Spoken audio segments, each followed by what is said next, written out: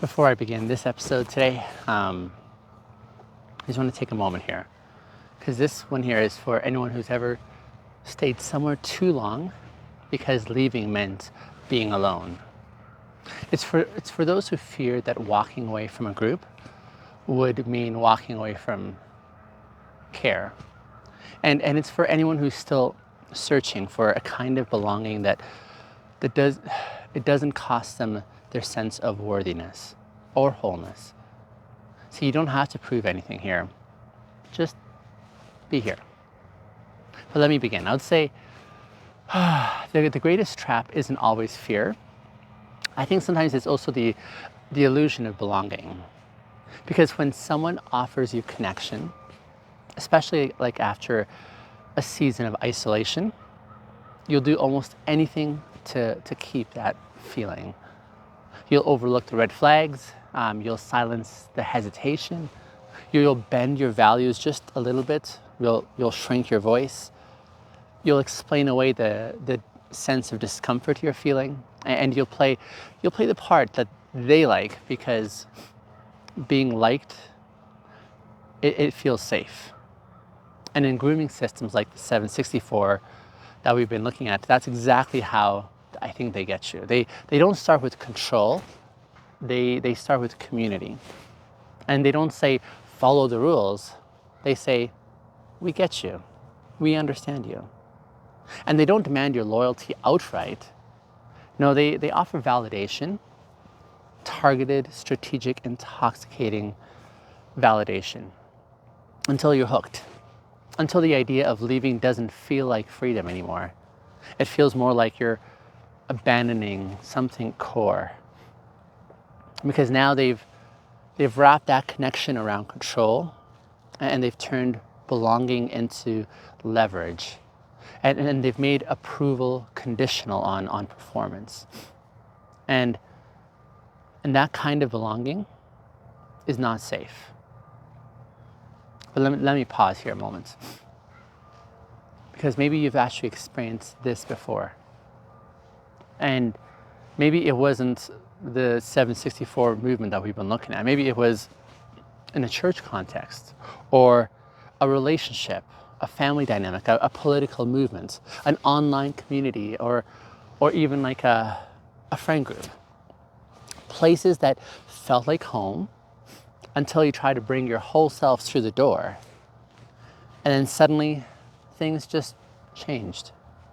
The warmth went cold, or the support turned into silence, or the care became control.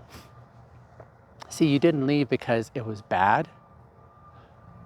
No, you left because it wasn't safe to stay for you.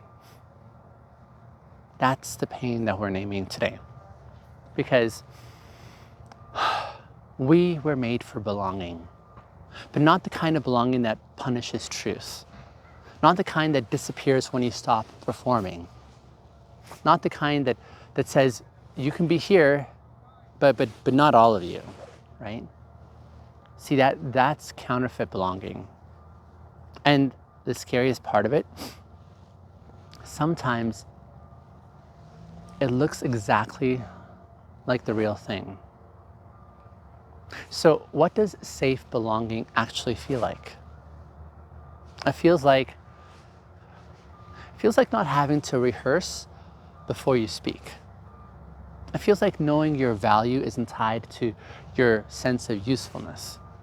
It feels like being corrected without being condemned, or being allowed to grow without being shamed for where you started, or holding different views and still being held, or being seen and they still stay with you. See, safe belonging does not mean you'll never feel tension. It just means that the tension is not a threat to your inclusion. It doesn't mean that you will mess up. It just means that your humanity isn't a reason to exile you. It means that you always won't agree. It means that disagreement doesn't actually cancel your worth. And most of all, I would say safe belonging Safe belonging never will ask you to abandon yourself to stay connected. But here's where it gets personal. You don't just find safe belonging. See, you recognize it when you rebuild the part of you that once accepted the counterfeit. Because if you were raised to earn love, or to please others, or to shapeshift to survive in your context, then unsafe belonging will always feel familiar, right? You'll confuse silence for peace. You'll confuse harmony for safety. You'll confuse closeness for connection. And until you slow down, you'll just keep choosing groups that look supportive, but cannot handle your wholeness. And that's not your fault. I'd say that's the residue of survival. But now you get to choose something different. Now you get to look for signs that once maybe didn't even register, right? You get to find people who celebrate your boundaries instead of challenging them.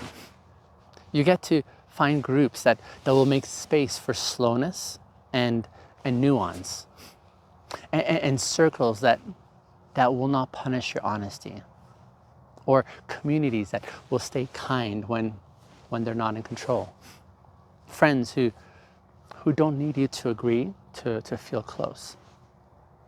That's what you deserve. Not perfection, but presence. This is what 764 cannot offer, because 764 is built on presence. It's built more on performance, and it creates this illusion of inclusion, but only as long as you're serving their narrative. But when you step out of line, the belonging will disappear. Not because you became unsafe, but because you became uncontainable. And if you've been exiled for becoming more of yourself, this is your confirmation. That was not your tribe. That was not your family. That was not your fault. Because real belonging does not get threatened by growth. It actually welcomes it. It expands to include your voice. And it softens around your confusion. It adapts to your becoming. And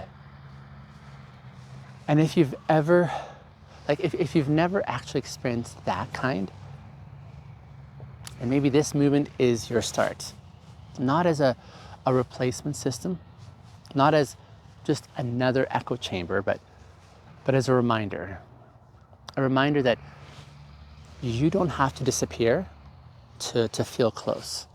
You don't have to dilute yourself to feel loved. And you don't have to break yourself to fit somewhere. See, safe belonging starts with you. With the moment that you decide that I won't beg for connection anymore, right? Or I won't bleed myself for community. I won't keep auditioning for spaces that don't love people who are in process. It starts with you, building the kind of presence that you've always wanted to receive, right? And you become someone then who will listen deeply, someone who sees the nuances, someone who holds space without filling it with advice, or someone who doesn't abandon people for being messy. And over time you start to find others who long for and want to commit to the same as well. Not quickly, not easily, but steadily. And when you do, it won't feel like adrenaline. It'll feel like this sense of rest. So if this episode has helped you maybe name what doesn't feel safe anymore, please join me again tomorrow. In that episode, we're going to be talking about what happens when truth finally enters the room. It's called When Truth Sets You Free. but not the weaponized kind of truth, not the I'm just being honest kind of truth, right? See, we'll explore, well, what happens when truth is spoken from alignment and not from a sense of ego, and how that kind of truth creates space for the kind of freedom that you may have never known you needed. But until then, notice who lets you be whole. And even more, notice who lets you be whole around you. That's, I think, where belonging begins. I'll see you tomorrow, my dear listener. Thanks for watching.